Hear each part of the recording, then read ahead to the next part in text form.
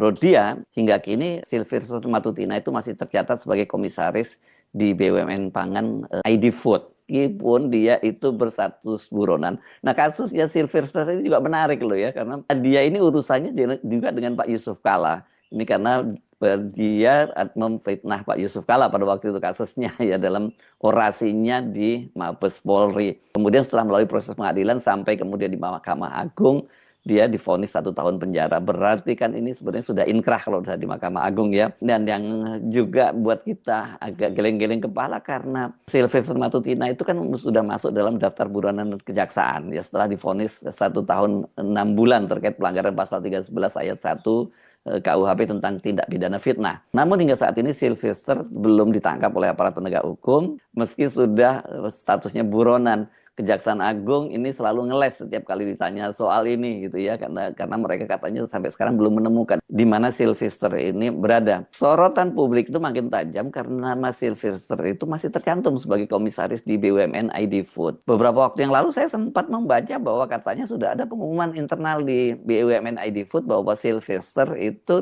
sudah tidak berada bersama mereka. Itu yang saya baca.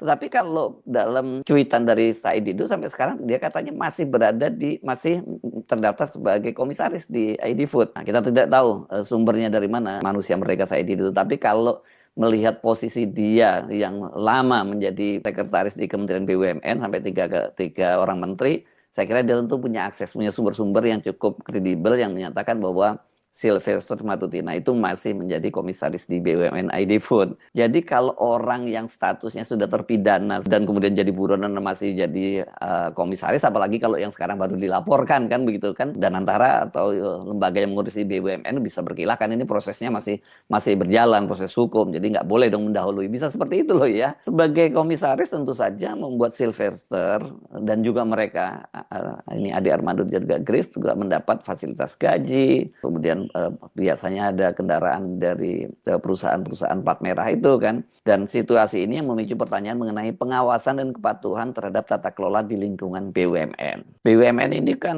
sekarang ini dengan dikelola Danantara ini harapan dari pemerintahan Prabowo sangat tinggi. Ini untuk memberikan sumbangan revenue atau keuntungan gitu atau dividen kalau dari BUMN kepada pemerintah di saat pemerintah sekarang sedang membutuhkan biaya yang sangat besar ketika APBN sedang defisit. Nah, Said Didu itu kembali menyuarakan kritik kerasnya karena sebelum ditangkapnya Sylvester Matutina.